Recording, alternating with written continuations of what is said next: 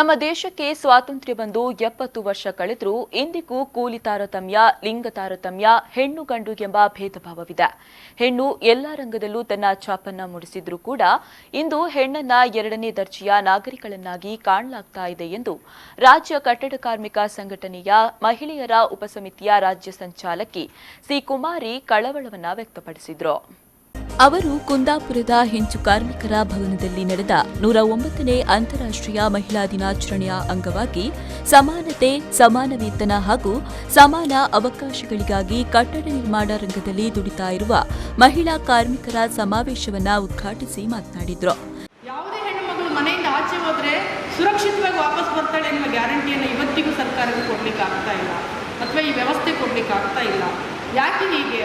6 ತಿಂಗಳ ಮಗುವಿನಿಂದ ಹಿಡಿದು 90 ವರ್ಷದ ಮುದುಕಿವರೆಗೂ ಸುರಕ್ಷಿತ ಇಲ್ಲ ಅಂತ ಹೇಳಿದ್ರೆ ನಾವು ಎಂಥ ವ್ಯವಸ್ಥೆಯಲ್ಲಿ ಬದುಕ್ತಾ ಇದ್ದೀವಿ? ಒಂದು ಕಡೆ ಮನೆಯೂ ಸುರಕ್ಷಿತ ಅಲ್ಲ, ಹೊರಗಿನ ಕೆಲಸವೂ ಸುರಕ್ಷಿತ ಅಲ್ಲ. ದುಡಿಯುವ ಸ್ಥಳದಲ್ಲಿ 108 ಸಮಸ್ಯೆಗಳಿದ್ದಾವೆ. ರಸ್ತೆಯಲ್ಲಿ ಹೋಗುವಾಗ, ಅಡ್ಡಾಡುವಾಗ ನಿಲ್ಲಿಸೋರು, ಹಿಂಬಾಲಿಸೋರು, ಕೆಟ್ಟದಾಗಿ ಮಾತಾಡೋರು, ಡಬಲ್ ಮೀನಿಂಗಲ್ಲಿ ಮಾತಾಡೋರು, ಅಥವಾ ಹೆಣ್ಣಂದರೆ ಕೆಟ್ಟದಾಗಿ ಅಥವಾ ಅದನ್ನು ವಿಕೃತವಾಗಿ ನೋಡುವ ಮನಸ್ಥಿತಿಗಳೇನಿದ್ದಾವೆ ಅದಕ್ಕೆ ಕಡಿವಾಣ ಹಾಕುವ ಕೆಲಸಗಳು ಆಗಬೇಕಾಗಿದೆ. ಇವತ್ತೆಲ್ಲ ಸೆಕ್ಸ್ ಆ್ಯಂಡ್ ಕ್ರೈಮ್, ಅದೇ ಆಲೋಚನೆ, ಅದನ್ನೇ ಹುಂಡು ತೇಗೋರಿದ್ದಾರೆ.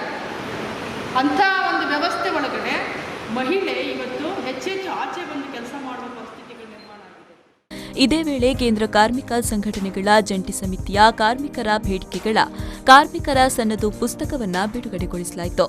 ಅಧ್ಯಕ್ಷತೆಯನ್ನ ಕಟ್ಟಡ ಮತ್ತು ಇತರೆ ನಿರ್ಮಾಣ ಕಾರ್ಮಿಕ ಸಂಘದ ತಾಲೂಕು ಅಧ್ಯಕ್ಷೆ ಯು ದಾಸಭಂಡಾರಿ ವಹಿಸಿದ್ರು. ಮುಖ್ಯ ಅತಿಥಿಗಳಾಗಿ ರಾಜ್ಯ ಕಟ್ಟಡ ಫೆಡರೇಷನ್ನ ಪ್ರಧಾನ ಕಾರ್ಯದರ್ಶಿ ಕೆ ಮಹಂತೇಶ್, ತಾಲೂಕು ಪ್ರಧಾನ ಕಾರ್ಯದರ್ಶಿ ಸುರೇಶ್ ಕಲ್ಲಾಗರ, ಕೂಲಿಕಾರರ ಸಂಘದ ನಾಗರತ್ನ ನಾಡ, ಜನವಾದಿ ಮಹಿಳಾ ಸಂಘಟನೆಯ ತಾಲೂಕು ಕಾರ್ಯದರ್ಶಿ ಶೀಲಾವತಿ ಪಡುಕೋಣೆ, ಕಟ್ಟಡ ಕಾರ್ಮಿಕ ಸಂಘದ ಗಣೇಶ್ ತೊಂಡಮಕ್ಕಿ ಉಪಸ್ಥಿತರಿದ್ದರು.